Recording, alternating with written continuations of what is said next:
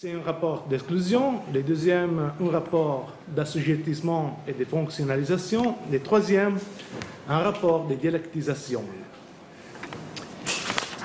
Cependant, je voudrais plutôt m'attarder aujourd'hui sur une autre une modalité selon laquelle le rapport entre la violence et les droits est posé presque de biais, s'illuminant ainsi d'une lumière autre. Pour le faire, je partirai d'un autre est classique pour le sujet de notre rencontre, à savoir zur critique der Gewalt de Walter Benjamin. Ce que Benjamin n'entendait par critique ne va pas de soi. Cependant, on ne peut pas en chercher la mobile dans le ciel vide de la morale. En l'occurrence, le terme critique accompagne celui de Darstellung. La critique coïncide avec la représentation ou, selon la terminologie de la kritische Vorrede à l'Ursprung des deutschen Trauerspiel, elle coïncide avec la mise en tension du rapport entre violence et droit dans ce qu'il définit comme style philosophique. Critiquer la violence, ici, ne signifie pas s'ériger dans la position de survol dans laquelle se réfugie l'irénisme de la philosophie, ni raccourcir le terme de la confrontation avec elle par une profession consolatrice de non-violence. Eh bien, je crois que critique signifie en l'occurrence rechercher et fixer un critère pour la critique de la violence qui permet de recueillir la positivité dense de l'expérience sur la lutte ardente d'une écriture philosophique capable de repérer dans la systématicité de sa propre Darstellung le pas vers une prise de position capable de feindre la circularité de la routine qui est propre au rapport entre violence et droit, exclusion, dialectisation fonctionnelle, opposition, et de nous mettre face à cette routine à partir de la perspective qui la déconstruit. Cependant, ce qui m'intéresse aujourd'hui est plutôt les systèmes de médiation, plus en particulier des médiations impures par lesquelles la violence s'entremêle à l'histoire. Dans les droits, posés et conservés par la Gewalt, il y a de la pourriture, dit Benjamin. Précisément, etwas Morsches im Recht. Benjamin distingue deux fonctions de la violence. La violence qui pose les droits, die rechtssetzende Gewalt, et la violence qui les conserve, die rechtserhaltende Gewalt. Origine et répétition, puissance archétypique et mimésis. Mais pas seulement cela. S'il est vrai que les droits donnent, du moins ce qui concerne les droits modernes, sous l'abîme de sa genèse, non sur la non-formalité du chaos, mais sur la fer de lance du pouvoir constituant révolutionnaire, il est aussi vrai que le droit conserve un droit à la violence dans son indisponible droit de contrainte. Ces pouvoirs de contrainte, ces Zwang auquel même Kelsen, Weberian inconscient, malgré sa prétention à comprimer la sociologie politique de Max Weber dans les propositions de la Rainer Wetzler, reconduit toute l'expérience juridique occidentale, est adopté comme filtre pour lire jusqu'aux œuvres de Platon et d'Aristote. La violence est la menace permanente du pouvoir sur laquelle repose l'institution du droit, das Drohende, comme l'appelle Benjamin, par le biais d'une substantivation radicale. Ceux qui menacent, das Drohende, appartiennent de façon irrévocable à l'ordre juridique. Et il appartient non pas comme ces pouvoirs d'intimidation que Michel Foucault reconnaît comme spécifiques à la réforme de la pénalité du XVIIIe siècle, lorsque l'exécution de la loi ne vise plus la réparation d'un crime de lèse-majesté, mais s'impose comme impératif général de la défense de la société. Das Drohende, n'est-ce pas une menace au sens de Abschreckung, d'une intimidation préventive, fonctionnelle, mise en œuvre par la peur. L'intimidation requiert une précision chirurgicale dans l'action de sanctionner les comportements et de tracer la frontière entre licite et illicite. D'autant plus dans la stabilisation et l'élargissement de la société des marchés au sein desquels un taux d'illégalité est littéralement nécessaire au développement et à l'accroissement de la valorisation, et où un classement précis des délits à punir accompagne la définition du droit de la propriété privée. Les caractères menaçants das Drohen du droit est l'indétermination de la violence qui l'englobe et laisse proliférer.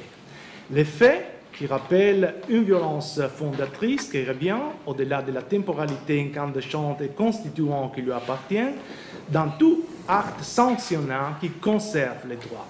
C'est ces retours, la mauvaise infinité d'une répétition qui écrase ce qui est extraordinaire dans l'ordinaire, l'exception dans la procédure, la violence sur les pouvoirs, ce qui fait émaner une mauvaise odeur au droit. Le fait que les droits contiennent de la pourriture n'est pas prouvé par l'alternative radicale entre le chaos et l'ordre, entre la barbarie et la civilisation, entre la guerre et la paix, mais par l'indétermination que la loi, devant toujours reproduire dans son application les rituels de sa fondation, laisse subsister parmi ces alternatives. Benjamin se réfère à la peine de mort. Qu'il me soit permis de rappeler un texte célèbre où cette même dialectique entre ordinaire et extraordinaire, entre théologie politique de la violence fondatrice et immanence radicale de la conservation, la mauvaise odeur dont j'ai parlé tout à l'heure devient perceptible avec évidence. Dans les premiers entretiens de les soirées de Saint-Pétersbourg, Joseph de Maistre, figure aussi chère à Schmitt que celle de Baudelaire à Benjamin, attribue à la Restauration une apologie extraordinaire du bourreau.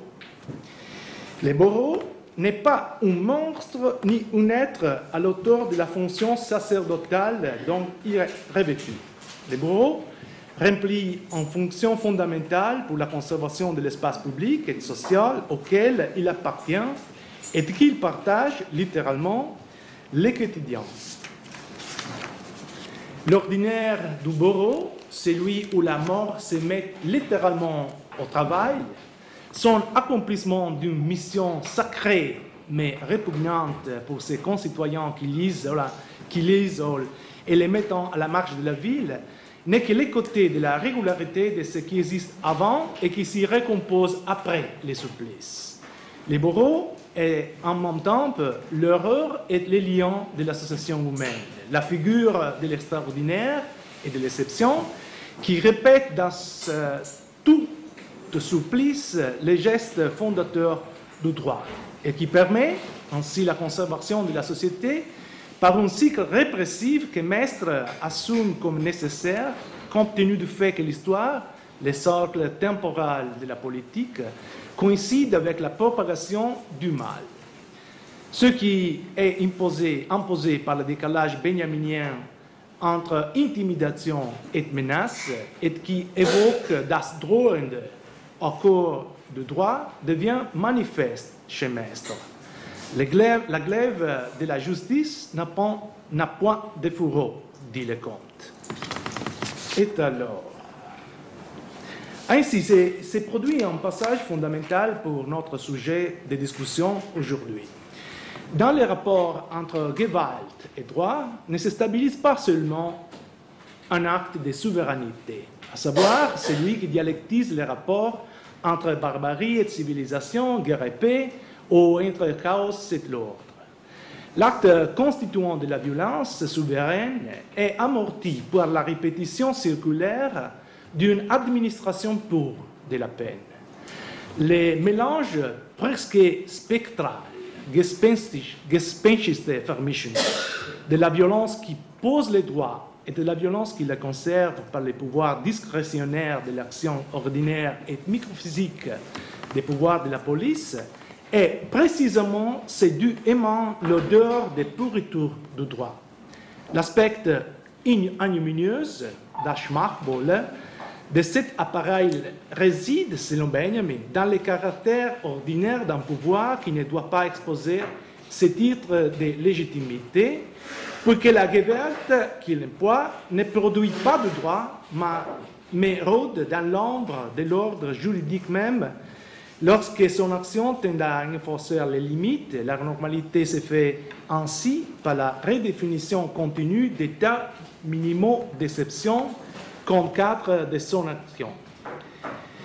Si le bourreau et les liens horrifiants est occulte de la société, comme dit Mestre, les policiers, les flics, les commissaires sont les icônes du débordement du pouvoir face au droit et son glissement dans l'action quasi-constituant et quasi-souverain des appareils techniques, s'il le faut remarquer, post-représentatifs et post-démocratiques de l'administration.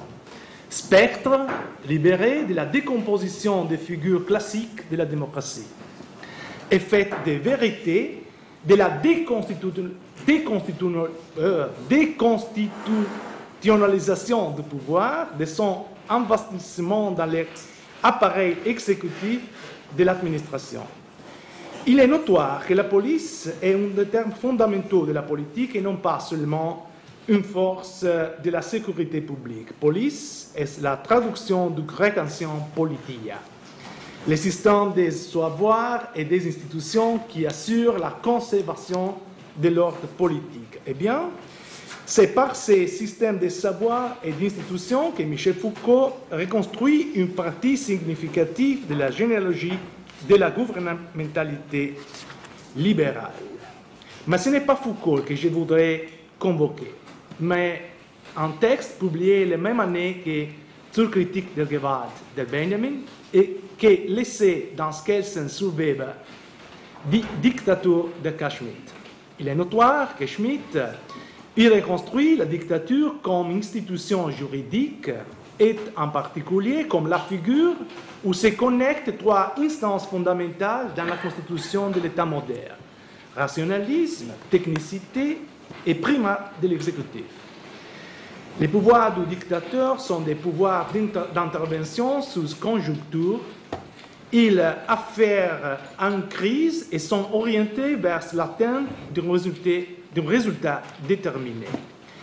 L'idée d'un dictat est connectée de façon étroite à un savoir technique, à une situation contingente spécifique, dit Lage der Sache, et tel est un type d'intervention qui ne se soucie en rien du consensus de ceux qui l'a subi et qui se structure comme un pouvoir de dérogation. Le processus de monopolisation de la Gewalt qui s'est produit dans l'histoire constitutionnelle de l'État moderne et qui, selon la terminologie extrêmement lucide de Foucault, fait de la souveraineté un simple accident du gouvernement, procède par l'incorporation de la part des appareils étatiques des prérogatives de police qui originairement affèrent, selon Schmitt, au arcana imperi du XVIIIe siècle. Schmitt valorise, en l'occurrence, les écrits d'Arnold Klappmar. Klappmar établit une relation circulaire entre arcana et iura. Les arcana imperi, les secrets de fabrication et de conservation du commandement, sont fonctionnels au maintien des iura imperi, et ceux-ci constituant le droit à déclarer l'exception et la faculté de dérogation au ius commune, ce qui déclenche l'intervention commissaire du dictateur. Le droit d'exception est une potestas supérieure au pouvoir constitué, une puissance quasi-constituante capable d'avoir le dessus sur les officia légitimes et des droits acquis.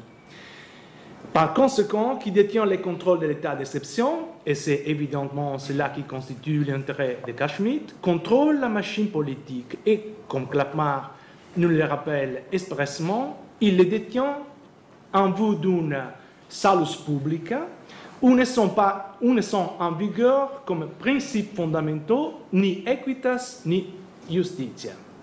à savoir les catégories juridiques qui gouvernent les droits privés, mais une vis dominationis qui se rapporte à des fachos de force et des situations de fait, à la nécessité d'obtenir des résultats concrets, à une action vouée à la conservation et l'augmentation de la puissance, dans laquelle, par conséquent, c'est une formalité inutile de vouloir distinguer entre tort et droit. Dans l'attribution des fonctions du dictateur s'exprime une fonction de gouvernement liée à la crise et au caractère exceptionnel de la situation où la distinction entre guerre et paix, barbarie et civilisation, entre la violence et son autre, non plus de prise, au fur et à mesure que ces dispositifs de pouvoir intégrés à l'État moderne et maintenant excédant le cadre de la Constitution, ne neutralisant rien les conflits, ni n'en solution les crises, mais s'en nourrit. Selon moi, le point crucial est constitué par l'augmentation de l'importance que l'on attribue progressivement au système de ces pouvoirs commissaires et exécutifs et leur prolifération dans les savoirs d'expertise juridique qui non seulement, quant au droit du travail ou de l'environnement, par exemple, dessinent des états d'exception afin de produire des zones ou territorialiser les investissements financiers, mais qui de facto travaillent également à la déstructuration et au démantèlement des politiques nationales de welfare ou, dans le cas de certains pays de l'Europe orientale, dans la phase de leur candidature à l'entrée dans l'Union européenne, ont orienté des processus entiers de state building. La crise contemporaine de la démocratie, expropriation de la souveraineté populaire, méfiance envers les partis et la représentativité politique, sont écrasement par des pouvoirs techniques commissaires et non électifs, Banque centrale européenne, WTO, Autorité administrative indépendante, IOM, par exemple, fait augmenter la diffusion des savoirs imperceptibles et des pouvoirs de police et leur pouvoir quasi constituant. Comme l'expliquait Jürgen Kraube dans les Frankfurter Allgemeine Zeitung du 27 septembre, les matchs entre les souverains et les commissaires s'ouvrent à nouveau dans la crise financière qui se relance, entre l'éclatement d'une bulle spéculative et l'autre, au fur et à mesure que les profits se ferrentent et que son les rôles s'inversent. Souverain ist, wer den Normalzustand finanziert.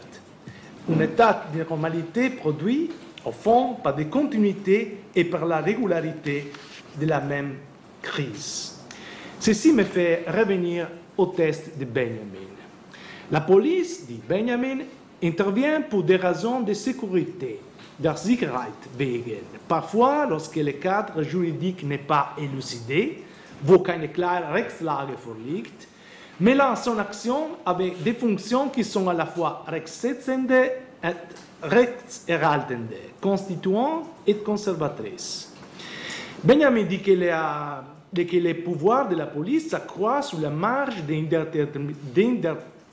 l'indétermination et prolifèrent dans la crise de la Constitution en tant que cadre organisé de la séparation des pouvoirs. Son pouvoir est en forme, tout comme sa présence spectrale et diffuse se répand dans la vie des États civilisés. Benjamin dit seine Gewalt ist geisteslos wie seine nirgends fassbare, allverbreitete, gespenstige Erscheinung im Leben der zivilisierten Staaten. Im Leben der zivilisierten Staaten, précisément. Non pas comme une forme de leur institution et donc de la neutralisation et exclusion de la violence. La police, en tant que dispositif des institutions commissaires et techniques du pouvoir, représente un supplément interne de violence qui agit comme régulateur de la gouvernementalité néolibérale et du travail de la juridification des rapports d'échange soustraits aux formes du contrôle démocratique. Elle organise l'accumulation de la rente par laquelle le capitalisme financier vampirise la vie et les relations et toute la coopération sociale. Et elle filtre, hiérarchise et immobilise les mouvements de la force de travail globale. Elle déstructure les compromis entre le capital et le travail qui se produit dans les formes du welfare et impose la dette comme stratégie de contrôle flexible et permanent, tout comme l'avait cerné avec une lucidité extrême Jules Deleuze, qui disait que l'homme n'est plus l'homme enfermé, mais l'homme endetté. Que les formes contemporaines du droit ne soient plus incardinées à une souveraineté législative, mais qu'elles soient de plus en plus l'expression d'une rationalité technique et experte, commissaire de façon d'expliciter, est en fait notoire pour les connaisseurs du débat des juristes contemporains. Je me réfère, en l'occurrence, aux travaux emblématiques de Günther Teubner, où, aux modalités dictatoriales, il s'agit explicitement des dictats par lesquels la Banque centrale européenne dicte les plans de réajustement ou de rentrée de la dette à des pays comme la Grèce, le Portugal ou l'Italie. Il y a un renversement explicite dont s'alimentent les dispositifs de pouvoir contemporains. Leur caractère spectral ne dérive pas seulement de l'affaire Mischung, d'une violence constituante, c'est-à-dire une violence qui constitue des rapports juridifiés de façon indépendante du contrôle démocratique, et d'une violence conservatrice, une violence qui conserve les rapports de force dont ils sont mêlés, ni seulement des caractères insaisissables, informels et diffus de son action dans l'espace global. La spectralité de la gouvernementalité contemporaine dérive du fait qu'elle renverse le cycle de la temporalité de la décision politique. Si dans le cadre de la Constitution, une décision est légitime sur la base des procédures selon lesquelles elle prend forme, cela moins dans le ciel de l'idéologie, dans la lumière claire comme les jours de la discussion publique, la décision technico-commissaire qui s'impose dans la contingence d'une situation de crise, c'est légitime dans la lumière crépusculaire qui ne vient que le lendemain.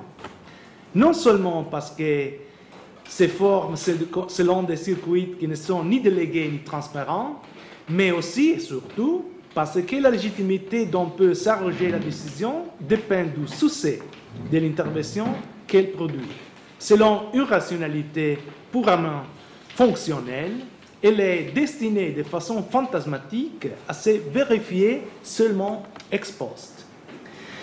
Il y a par conséquent une violence structurale qui s'alimente de la décomposition de l'ordre juridique et une violence qui a besoin d'alimenter des situations de crise pour continuer à agir par le biais des procédures technico-fonctionnelles aléatoires qui sont constamment exposées sous la complexité qu'elles devraient pourtant réduire. Leur lexique, leur langue franche, est celui du droit. Leur pouvoir est le pouvoir commissaire et exécutif dont la généalogie renvoie au pouvoir de police. S'il est vrai que la politique moderne est de la coupure par laquelle les souverains décident entre la violence légitime et la violence illégitime, la politique qu'on a connue tend à disparaître dans l'effacement de cette différence et du périmètre juridique qui l'organisait. Le droit est tout court violence, Vermischung spectrale de la violence légitime et illégitime. Une arme à disposition des appareils administratifs et des exécutifs globaux est moyen, littéralement sans finalité, des procédures techniques dont la légitimité ne se vérifie qu'en situation, c'est-à-dire lorsqu'elles ont fini d'opérer et là sont souvent des attendus des débris derrière d'elles. Je m'arrête. Merci.